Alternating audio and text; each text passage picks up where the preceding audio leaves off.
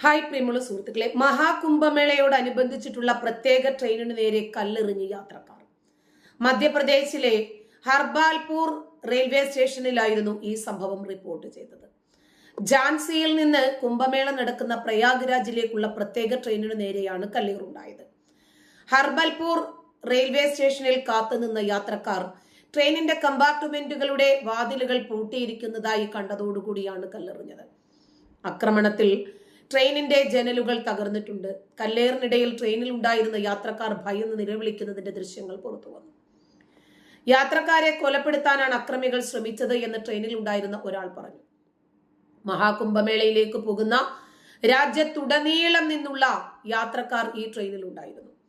ഝാൻസിയിൽ നിന്ന് 2 മണിക്കൂർ യാത്രയാണ് ഹർബാൽപൂരിലേക്കുള്ളത്.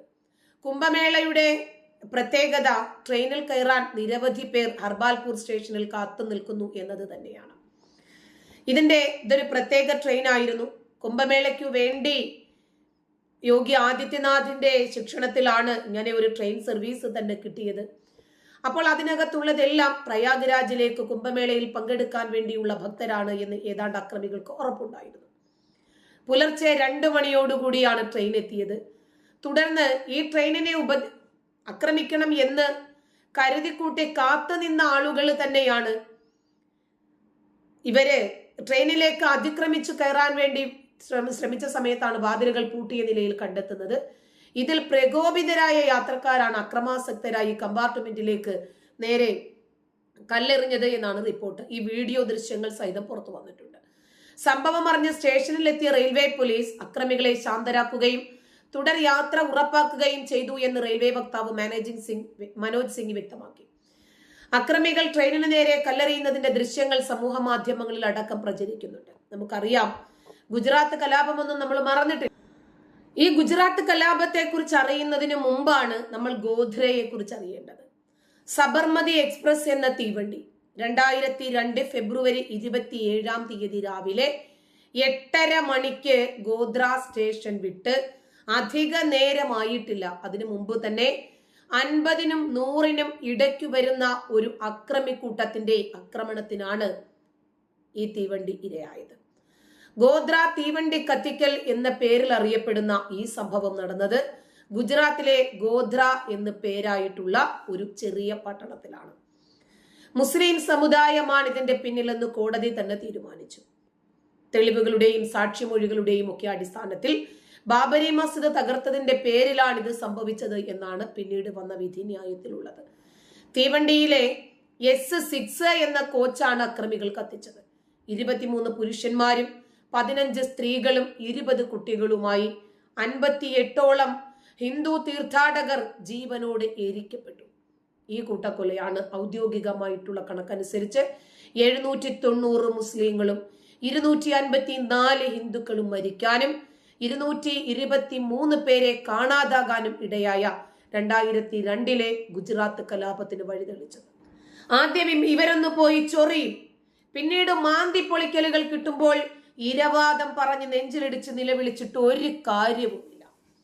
ആ സാഹചര്യത്തിൽ എന്താണോ നടന്നത് എന്നത് പിന്നീടായിരിക്കും പുറം ലോകം അറിയുക. കാരണം നുണ ലോകം മുഴുവനും സഞ്ചരിച്ചു വരുമ്പോഴേക്കും സത്യം ചെരുപ്പിന്റെ വാറിടുകയേ ഉള്ളൂ എന്ന് പറയുന്നത് പോലെ ഇതും അതുപോലെ തന്നെ മഹാകുംഭമേളയ്ക്കും ഒരു ഗുജറാത്ത് മോഡൽ, ഒരു ഗോധ്ര മോഡൽ കലാപമുണ്ടാക്കാൻ ഇവർ ആസൂത്രണം ചെയ്യാൻ തുടങ്ങിയത് ഇന്നും ഇന്നലെയുമല്ല, വെറുതെ കത്തിച്ചു വിടുന്നതല്ല. ഇപ്പൊ നമുക്കറിയാം എന്തെല്ലാം സംഭവ വികാസങ്ങളാണ് ഈ മഹാകുംഭമേളയോടനുബന്ധിച്ചിട്ടുണ്ടാക്കിയിട്ടുള്ളത്. കാസർഗോഡ് നിന്ന് ഐസിസിലേക്ക് പോയ റാഷിദ് അബ്ദുള്ളയുടെ ഒരു ഓഡിയോ സന്ദേശം, അത് കേൾപ്പിക്കാൻ ഇപ്പോൾ കമ്മ്യൂണിറ്റി ഗൈഡ് ലൈനിന്റെ എതിരായതുകൊണ്ടാണ് കേൾപ്പിക്കാത്തത്. എൻ്റെ കയ്യിലുണ്ട് ഓഡിയോ, 40 മിനിറ്റ് ഉണ്ട്.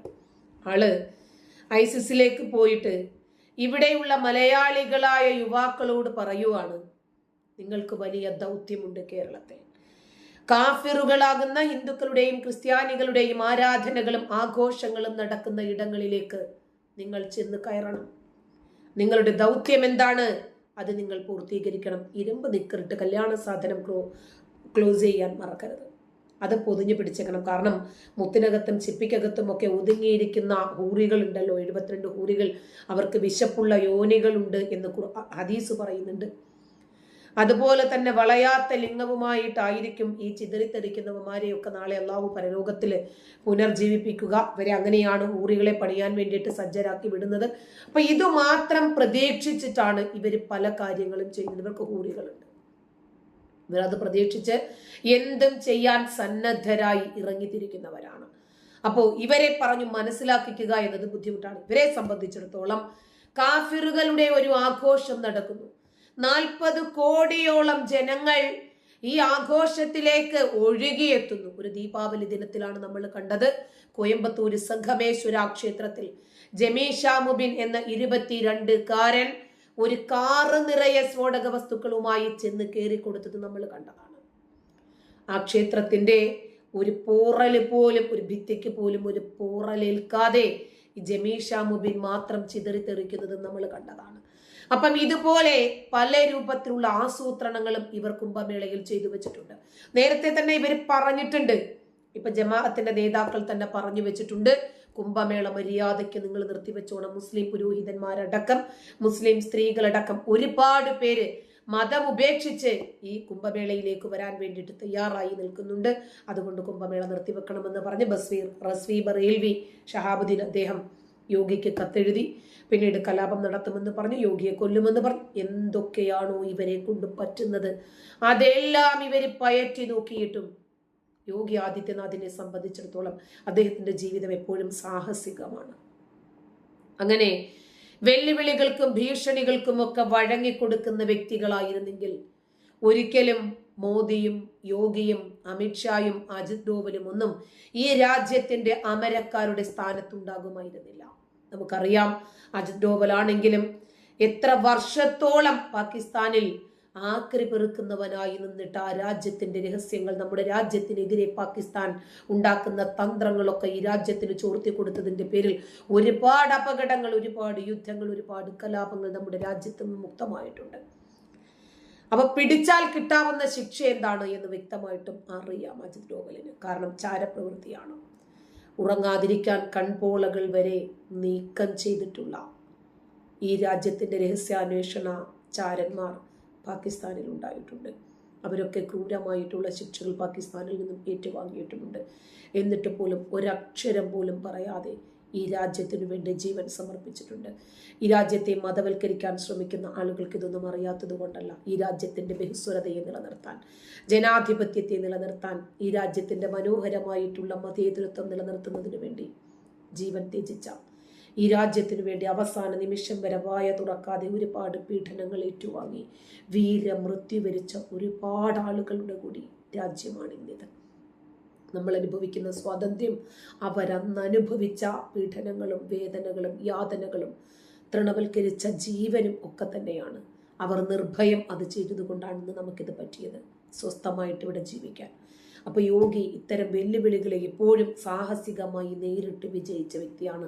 കല്ലും മുള്ളും നിറഞ്ഞ പാതയിലൂടെ നഗ്നപാതനായി നടന്നു കയറിയ ആ മനുഷ്യനെ സംബന്ധിച്ചിടത്തോളം അയാൾക്ക് ഇതൊന്നും ഒരു പ്രശ്നമേ അല്ല. അതുകൊണ്ട് മഹാകുംഭമേള നടത്താൻ തന്നെയാണ് മതേതര രാജ്യമായ സ്വതന്ത്ര ഭാരതത്തിന്റെ ഒരു സംസ്ഥാനമായി UP തീരുമാനിച്ചത്. അത് UP യിലായതുകൊണ്ട്, യോഗി ആദിത്യനാഥ് നേതൃത്വം വഹിക്കുന്നത് കൊണ്ട് കുരുക്കൾ പൊട്ടിയ കാക്കാമാർ അതിനെ എതിർക്കാൻ പരമാവധി ശ്രമിച്ചെങ്കിലും ഒടുവിൽ അവരുടെ ഓരിയിടലും കൊരയ്ക്കലുകളും നെഞ്ചിലിടിച്ചുള്ള നിലവിളിയും ഒന്നും മൈൻഡ് ചെയ്യാതെ യോഗി ബഹുദൂരം മുന്നോട്ട് പോയപ്പോൾ ഒടുവിൽ അവർക്ക് പോലും അതിന് വഴങ്ങി കൊടുക്കേണ്ടി വരികയാണ്. നന്ദി.